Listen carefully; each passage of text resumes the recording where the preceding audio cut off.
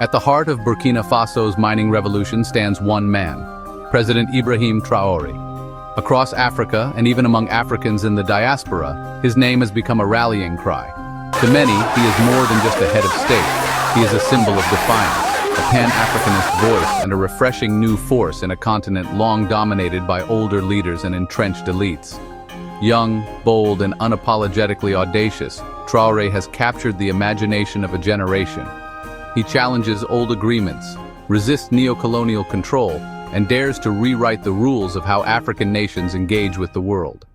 His speeches spread virally across social media, his image carried at protests and rallies far beyond Burkina Faso's borders. But it's not just his words that inspire, it's his actions. From sweeping socio-economic reforms to daring political moves, Traore has positioned himself as the face of Africa's new sovereignty movement. And nowhere is this more visible than in the mining sector. Burkina Faso, long known as the Gold Coast of the Sahel, is now reclaiming its wealth. And at the center of this story stands the Kiaka gold mine, the crown jewel of Traore's bold economic agenda. In June 2025, this massive mining site poured its first gold, ahead of schedule. With a 20-year mine life and an average output of approximately 234,000 ounces per year, Kiaka is more than just a mine.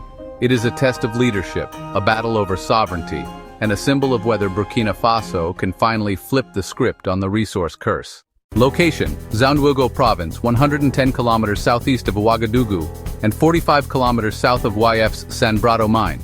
Ownership: 90% West African Resources, 10% Burkina Faso government, legacy arrangement. Under new rules, state ownership could rise to 50%. Ore reserves: approximately 164 million tons at 0.9 GT, approximately 8 million ounces recoverable. Resources: approximately 285 million tons, grading 0.9 GT, approximately 9 million ounces total. Production: approximately 234,000 ounces annually, approximately 258,000 ounces in the first 5 years. Mine life: approximately 20 years. Processing: open pit mining with gyratory crushing, grinding, and carbon-in-leach (CIL) recovery. Start date: first gold pour in June 2025. Full ramp-up by Q3 2025. This makes Kiaka one of West Africa's largest new gold mines and a flagship for Burkina Faso's mining future. Capital expenditure, CAPEX, $447 million, excluding some owner mining costs. Financing: $265 million debt facility plus cash flow from Sanbrado mine. Net present value, NPV, $1.18 billion, post-tax 5% discount. Internal rate of return, IRR, 27%. Payback period, 2.25 years, pre-tax. Free cash flow, $4 billion, pre-tax, life of mine. Annual revenues, $700 $800 million depending on gold price. Royalties, sliding scale, 7% when gold, $2 000 OZ, $3646 annually. Corporate tax, 27.5% CIT, 1% community fund, plus dividends from government equity. Direct jobs, approximately 1,200 permanent jobs during operations. Indirect jobs, with a 2-3x multiplier, approximately 2,400 3,600 additional jobs in supply chains, logistics, catering, and local services. Community investments, schools, clinics, water supply projects funded by royalties and community contributions. Infrastructure upgrades, especially roads and power access in Zaunduogo Province. Local procurement, $50-60 million annually in contracts for local suppliers. Training and skills. Development, most operational roles up to 90%, expected to be filled by Burkinabe nationals, reducing reliance on expatriates. This transforms Kiaka into not just a mine, but a regional economic engine. Burkina Faso's GDP, 2024 estimated, $22 billion. Kiaka annual revenue, $700-800 million, equivalent to approximately 3-4% of national GDP. State revenues from Kiaka, royalties, $36 46 annually at current gold prices. Corporate taxes, potentially $100 150 annually depending on profitability. Dividends from 15% free carry and possibly up to 50% ownership if additional 35% stake is acquired. Sector-wide impact.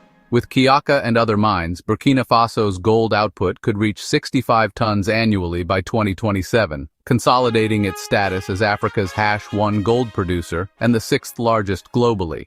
In 2024, President Ibrahim Traore introduced sweeping reforms through a revised mining code. Key changes. Free carried interest, increased from 10% to 15%. Paid interest, option, up to 35% additional equity in strategic mines. Royalties, new sliding scale, peaking at 7% when gold. $2, 000 OZ, previous cap, 5%. Local content, stronger requirements for domestic suppliers and local workforce. Kiaka as the case study originally, 90% WAF, 10% Burkina Faso. Under the new law, Burkina Faso can acquire an additional 35% paid stake. State ownership could reach 50%. Officials emphasize this is negotiable, not automatic, but it shows how much more assertive Burkina Faso has become. How it differs from the pre-Traore era. Before 2022, Burkina Faso largely accepted 10% state ownership plus 5% royalties. Foreign companies dominated. Multinationals like IM Gold, Endeavor, and Nordgold took home the lion's share of profits. Resource curse. Despite gold accounting for 80% of exports, local development lagged. Schools, hospitals, and infrastructure in mining regions were underfunded. Now, under Traore, higher state take, royalties plus equity. National mining company Sopami B Empowered already took over Bangu and Wanyan mines. State negotiating ownership, not just royalties. Resource nationalism reframed as resource sovereignty. Comparison with other African mining codes DRC 2018. 10% free carry plus 5% on renewals. Royalties up to 10% for cobalt, 3.5% for gold, 50% super profits tax. Angola, minimum 10% state participation via SOEs, no free carried interest. Burkina Faso 2024, 15% free carry plus up to 35% paid interest plus 7% royalties. Conclusion, Burkina Faso's new code is one of the toughest in Africa, surpassing Angola and rivaling the DRC in assertiveness. Sovereignty. Message, Burkina Faso signals that the era of foreign-dominated mining is over. Investor tensions, global mining investors cautious, share prices of WAF affected by news of possible 35% state stake. New partnerships, opens doors for deals with Russia, China, and Gulf investors, who accept resource nationalism more readily than Western companies. Domestic politics, boosts President Traore's image as a leader protecting national wealth from neo-colonial exploitation. For decades, Burkina Faso was a textbook example of the resource curse. Rich in gold, yet among the world's poorest countries. Foreign profits exported, local regions stayed underdeveloped. Weak fiscal receipts, smuggling, and corruption undermined public benefits. Kiaka represents a pivot point. With higher royalties, state equity, and community funds, the state is positioned to capture more than $100 million annually from Kiaka. Potential to reinvest in security, education, and health. Symbol of moving from resource dependence to resource sovereignty. Investor confidence. Paid stake negotiations create uncertainty, could discourage exploration. Security threats. Islamist insurgencies threaten transport and infrastructure. Environmental risks. Land use, tailings management, water contamination, commodity volatility. Gold prices could fall, reducing revenues. Operational challenges. Power supply reliability, cost inflation, logistical hurdles. The Kiaka gold mine is not just a mining operation, it is a national experiment. Economically, it brings billions in revenue, thousands of jobs, and up to 4% of GDP annually. Politically, it is the flagship of President Ibrahim Traore's mining sovereignty agenda. Geopolitically, it positions Burkina Faso as one of Africa's most assertive resource states.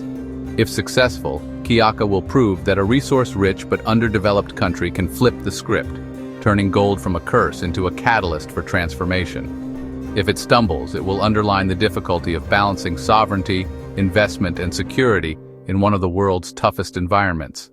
Either way, the world is watching. Kiaka is Burkina Faso's chance to shine or stumble in the global gold spotlight. If you found this deep dive valuable, don't forget to like, share, and subscribe. Hit the bell icon so you never miss a story about how Africa is reshaping its future, one project at a time.